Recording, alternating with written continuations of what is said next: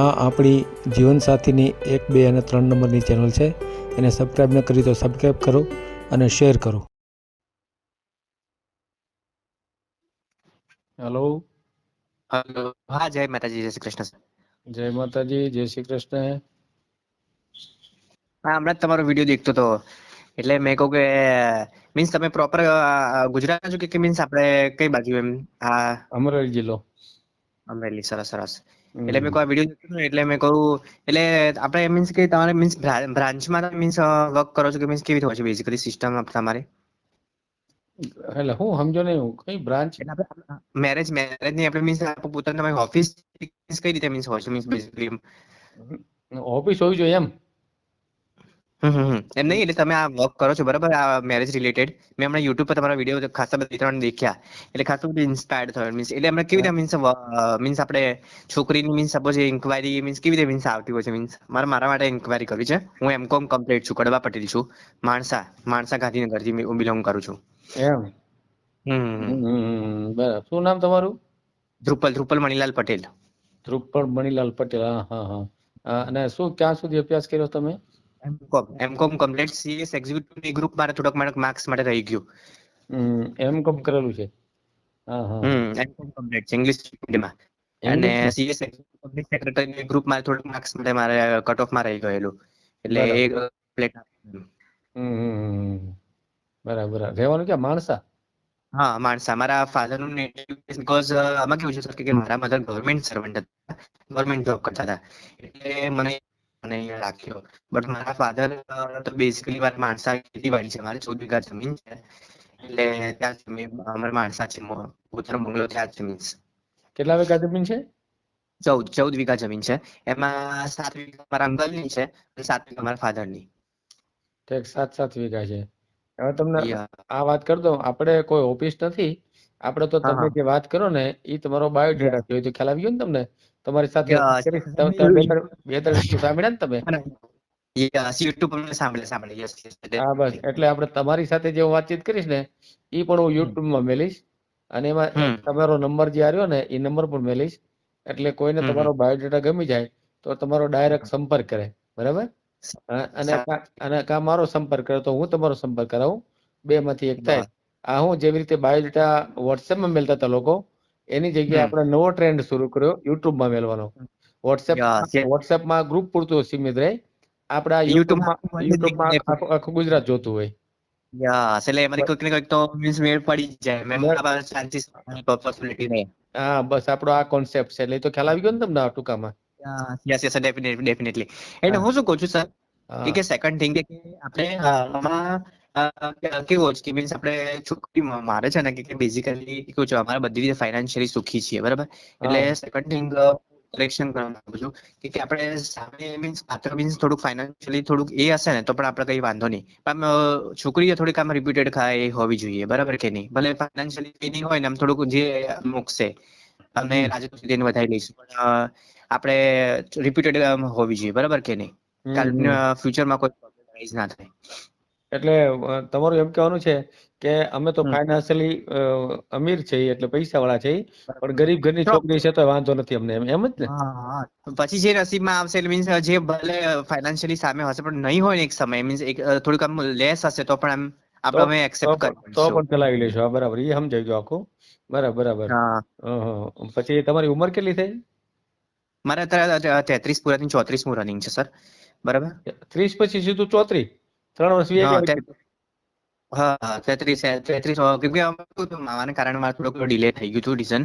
કેમ કે મામાને ત્યાં મને નાનપણથી મોટો કર્યો ને એટલે એમાં ડિસિઝન લેવાનું થોડુંક મારે એ ક્રિટિકલ થઈ ગયું એટલે મારે ડિસિઝન લેવા આવ્યો નહીં. કેમ કે મામા જ્યાં સુધી જીવતા હતા ને ત્યાં સુધી એમને સેવા કરવા અહીંયા મામાના ઘરે રહ્યો એટલે ફાધરના ઘરે હું રહ્યો નહીં.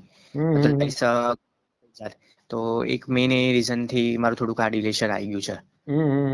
અચ્છા, એટલે મોડું એટલે થઈ ગયું એમ? શેના કારણે કેમ કે હવે કેટલા મામાજી કેમ કે મામાને છોડાય નહીં, મામાને મૂકી આવીને જવાય નહીં, એ મૂકે નહીં ત્યાં સુધી. કેટલા ભાઈઓ તમે? કેટલા ભાઈઓ છો? મારે એક ભાઈ ને ભાભી છે મારા. એક મોટો ભાઈ છે એક? હા. યસ અને એને એક અને ડોટર છે, બંને છે. પણ અમારે ત્યાં કેવું છે કે મારા પોતાનો બંગલો છે અને બધાના સેપરેટ બે બે રૂમ ને હોલ બધું અલગ અલગ છે, બધું અલગ અલગ. તમારા બે ભાઈઓ ને હા, બે ભાઈઓને, એનું નીચે અને મારું. હા, બંનેનું અલગ અલગ. એને બે રૂમ હોલ કિચન બધું, અને મારા ઉપર બે રૂમ હોલ કિચન એમ. બરાબર બરાબર, હા હા. અને મધર મધર ફાધર શું કરે છે?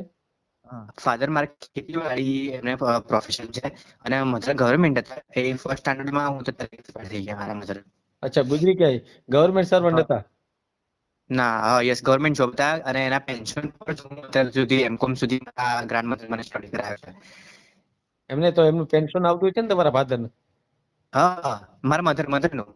ફાધર તો નહીં, જીવે છે. એટલે ફાધર હું કહું ખેતીવાડી છે. મધર. તમારા મધર ગુજરી ગયા, એનું પેન્શન હા તમારા ફાધર ને મળતું છે ને, હું કહેવા માંગુ છું.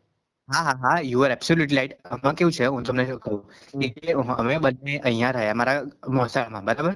હમ એટલે અમારો બધો ખર્ચો કોણ, મારા મોસાળ વાળા ભોગવે. હમ હમ બરાબર.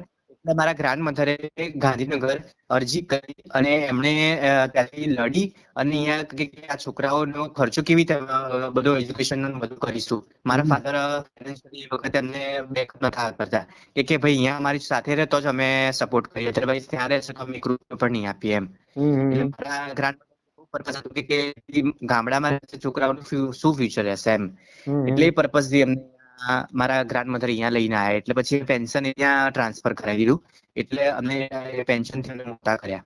મારા ફાધર, તમે યુ આર એબ્સોલ્યુટલી રાઈટ કે ફાધરને જ મળવું જોઈએ હમ લીગલી, એમને છે.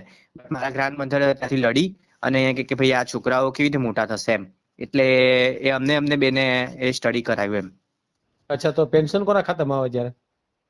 હે? અત્યારે પેન્શન કોને મળે છે? પેન્શન અત્યારે બંધ થઈ ગયું ને. મેં જોબ, મારી સર્વિસ ચાલુ થઈ ગઈ. ગવર્મેન્ટ નો રૂલ હતો કે ભાઈ જ્યાં સુધી છોકરો કમાતો ના થાય, છોકરાના નામે કર્યું હતું, બરાબર. હમ તો કે જ્યારે કમાતો થઈ જશે એટલે અમારે એપ્લિકેશન આપવી પડે. એટલે અમે અહીંયા લાલ દરવાજે આપના બજારમાં ગવર્મેન્ટમાં મીન્સ એમને ઓફિસ છે, એટલે અમે એપ્લિકેશન આપી દીધી. એટલે કે જ્યારે છોકરો કમાતો થઈ જાય એટલે પેન્શન આવતું બંધ થઈ જશે. કેટલું પેન્શન કેટલું આવતું હતું? લગભગ 5,000 આવતું હતું. કેટલું? 5,000, 5,006 એપ્રોક્સિમેટલી, લગભગ 6,000 એપ્રોક્સિમેટલી આવતું ઓહો. હતું યરલી. એમાં એમાં નોકરી કરતા હતા તમારા મધર? હા, પેલા પેન્શન ખાતાના બધા હોય છે ને, પહેલા તો પેલું આપણે આવું કોમ્પ્યુટર ને એવું હતું નહીં, પેલું ટાઈપ જ હતું, ટાઈપ રાઇટર ઉપર કરતા હતા. ખબર છે તમને? ખ્યાલ હશે થોડો. હા હા હા હા. લો ગાર્ડન સર્વિસ કરતા હતા મારા મધર. લો ગાર્ડન છે ને, લો ગાર્ડન.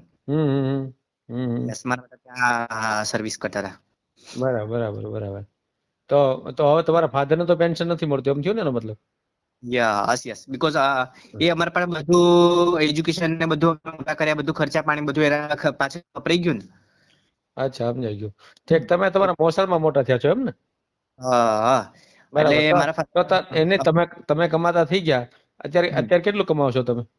25,000 માં ગોલ્ડમાં હું જોબ કરું છું. પેલું 22 કેરેટ આપણે શોરૂમ હોય ને સર, હમ હમ માણેક ચોકમાં જ હું જોબ કરું છું. ગોલ્ડ નો શોરૂમ હોય તો મારા અત્યાર સુધી 18,000 હતો, મને ઇન્ક્રીમેન્ટ હવે 25,000 મને દિવાળી પછી એમને કરેલો છે. ક્યાં આગળ આવ્યું તમારો શોરૂમ? ક્યાં આવ્યો આ ગોલ્ડ નો? માણેક ચોક દેખ્યું? માણેક ચોક પ્રોપર. એટલે અમદાવાદમાં? યસ. આપણે ગીતા મંદિર, આપણે રાયપુર માણેક ચોક લાલ દરવાજા તમે સાંભળ્યું હશે થોડું. હા, સાંભળેલું છે. બસ બસ, માણેક ચોક આપણે મહુરતપુરમાં જ છે. મારે હેમંત ગોલ્ડ પેલેસ કરીને નામ છે. હેમંત એમાં ગોલ્ડ નોકરી પેલેસ હેઠળ. એમાં નોકરી કરો છો?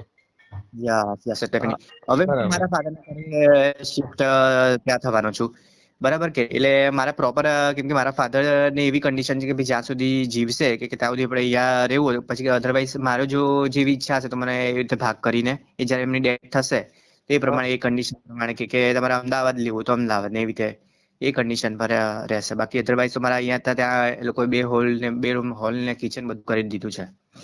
એમ, બરાબર બરાબર. ઠીક, એટલે રહેવાની સગવડ તો પૂરી છે, બરાબર ને? પૂરી છે. અને સેકન્ડ થિંગ કે ફાઇનાન્શિયલી મારા એ ક્લિયર ફેક્ટ કહીશ કે હું કઈ છૂપું નહીં રાખું, કે આપણે મારા મોસાળમાંથી પણ મને જે પણ કંઈક મળ્યું છે, આજે હું હમ એમાં ડિસ્ક્લોઝ નહીં કરું, પણ જે પણ કંઈ મળ્યું છે કે એમાં હું હાફ હાફ મારા સિસ્ટરને બંનેને, જે ફ્યુચરમાં જે પણ મારી વાઈફ હમ બનશે એને હાફ હાફ બંનેને એ મળશે પાર્ટ બધા. મળશે.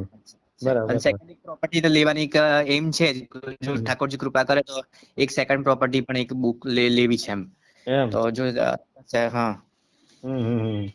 બરાબર બરાબર. એટલે પૈસા પડ્યા છે ફાઇનાન્સ તમને હશે સગવડ હા, એમ ને? બરાબર. હા એટલે તો મારા કહું છું ને મારા મોસાળમાંથી જે પણ થોડું મળ્યું છે એટલે હું બધું તો ડિસ્ક્લોઝ નહીં કરું પણ કેવું છે કે પછી બધું પછી સામેનું પેલું બધું થોડો પ્રોબ્લેમ થાય છે એ રીઝન થી જ્યારે પણ અમારું ફાઇનલ થઈ જશે તો હું બંને અડધું મારી સિસ્ટર અડધું મારા જે વાઇફ બનશે એને બેનો કેટલી છે? મારી એક જ બેન છે એ એના મેરેજ થઈ ગયા છે? યસ એને એક સન પણ છે ઇંગ્લિશ મીડિયમમાં સ્ટડી કરે છે. હા બરાબર સમજાય. તો કઈ વાંધો નહીં. તમારે પટેલ સમાજમાં જ કરવું છે કે બીજા કોઈ સમાજનું હોય તો ચાલે કરવું? આપણે યસ હું એ જ ફેક્ટ કહું છું કે આપણે ગમે તે કાસ્ટ આપણે એસીબી પેલો નીચલી કાસ્ટ થી આપણે સર નહીં આપણે કોઈ પણ સોની છે બ્રાહ્મણ છે ગમે તે પટેલ કાસ્ટમાં અલગ અલગ આવતી હોય છે એ છે ચૌધરી છે ગમે તે દરજી છે આપણે પેલી સોલંકી કે એવી પેલી નીચલી કાસ્ટ હોય છે ને જે એ કાસ્ટ નહીં બાકી અધરવાઇઝ બીજી બધી ઓપન કેટેગરીમાં જે છોકરીઓ આવતી હોય ને ભલે ઇવન બીકોમ થયેલી હશે પણ એટલે આપણે ઊંચી જ્ઞાતિની કોઈ પણ છોકરી હોય તો હાલે, બરાબર ને? બરાબર આપણે જે આપણા આમ કઈ સંસ્કારી હોય કે ન હોય એનાથી બહુ ફેર નથી પડતો પણ જ્ઞાતિ ઊંચી હોવી જોઈએ, બરાબર ને? બરાબર જ્ઞાતિ ઊંચી અને શું રિપ્યુટેડ ખાનદાન ની પેલું આપણે હોય છે એમ જ હોય. આપણે સંસ્કાર ને શું કરવા છે જ્ઞાતિ ઊંચી હોવી જોઈએ, બરાબર? એટલે સમાજમાં હું આપણી પ્રતિષ્ઠા જળવાઈ રહે એમ. બસ સંસ્કાર કઈ લેવા દેવા નથી અત્યારે, બરાબર? સંસ્કાર શું લેવા, બરાબર ને? હા ફ્યુચરમાં પણ લઈને હેડે બરાબર કે હા એ તો સંસ્કાર થી કઈ ન થાય, જ્ઞાતિ ઊંચી હોવી જોઈએ બિલકુલ, બરાબર ને? બરાબર ને? ના તમારા વિચારો ખરેખર ઉત્તમ છે. તમે ક્યાં સુધી ભણ્યા છો? હું એમકોમ થયેલું છું. મારે CS એક્ઝિક્યુટિવ કમ્પ્લીટ થઈ જાત પણ ના આટલું બધું ભણ્યા પછી તમારામાં સંસ્કાર કેટલા ઊંચા છે એમ કેવા. તમારે ઊંચી જ્ઞાતિની જોઈ સંસ્કાર નો હોય તો હાલે એટલે સારી બાબત. કઈ વાંધો નહીં, આપણે એ રીતે જ કરશું. તમારો ફોટો મોકલો આપણે એટલે આપણે યુટ્યુબમાં મેલીએ, બરાબર ને? ચોક્કસ અને મળી જાય તમને છે ને ઊંચી જ્ઞાતિની સંસ્કારી છોકરી છે તો બહુ વાંધો નથી આપણે, બરાબર ને? હું તો ઠાકોરજી પ્રાર્થના કરું કે આટલું સરસ તમે પ્રયત્ન કરો છો. ના પાકો હું પ્રયત્ન પૂરો કરીશ, તમ કોઈ વાંધો નહીં, બરાબર ને? ભલે યુટ્યુબમાં મેલ એટલે બધા જોશે કે ભાઈ આ ભાઈને એક દીકરી જોઈશી ઊંચી જ્ઞાતિની સંસ્કાર નહીં હોય તો ચાલશે, એવી એક દીકરીની જરૂર છે તો તરત મળી જાય. આમાં તો આવી દીકરીઓ તો ઘણી હોય, બરાબર ને? ગુજરાત સર કહું છું છેલ્લું કે ગુજરાતની હોય ને તો ઇટ ઇઝ ટુ બેટર કે બહુ આપણું દિલ્હી ને મુંબઈ ને એ સાઈડ નું આપણે બધું આપણે બીજા સ્ટેટમાં જવું નથી. અને ત્યાં તો હું નીચી જ્ઞાતિની છોકરી હોય આપણે ઈ કઈ કરાય નહીં. આપણે તો આની દીકરી હોય તો સારું એમ, બરાબર ને? બરાબર ને? બહુ તો ખાલી જસ્ટ આટલું બરાબર કે નહીં? ના ખરી વાત છે. કઈ વાંધો નહીં. બરાબર, મોકલી દઉં. હા ફોટો મોકલો, તમારો ફોટો મોકલો. હાલો ઝડપથી આમ પતી જાય તમારું, બરાબર ને? એ તમે ઓલું કીધું ને એ બહુ સરસ કીધું કે ભાઈ ઊંચી જ્ઞાતિ હોય છે, સંસ્કારની જરૂર નથી. તો એવી દીકરી તો ઘણી આટા મારતી હોય તો મળી જાય તમને તરત જ, બરાબર ને? હું શું કહું છું કે હું શું કહું છું એક છેલ્લી એક રિક્વેસ્ટ કરું છું. કરો, હજી કેટલી રિક્વેસ્ટ કરવી એટલે કરી નાખો. હાલો કરી નાખો. હા ડેફિનેટલી કે આપણે હું પૈસાને આપણે પ્રાયોરિટી નથી આપી પણ થોડુંક આપણું શું કે આપણા મા બાપને ગરીબ હોય તો હાલે, બરાબર? સંસ્કાર નો હોય તો હાલે, બરાબર? મા બાપને સાચવવી જોઈએ, બરાબર કે નહીં? બસ મારે કઈ વાંધો નહીં. હું મોકલું. હા સર મોકલો. હા બરાબર. વિડીયો પૂરો જોયો હોય તો આ ચેનલને સબસ્ક્રાઈબ કરો, ઓલ સિલેક્ટ કરો જેથી કરીને તમને બીજા વિડીયો મળતા રહે, અને શેર કરો.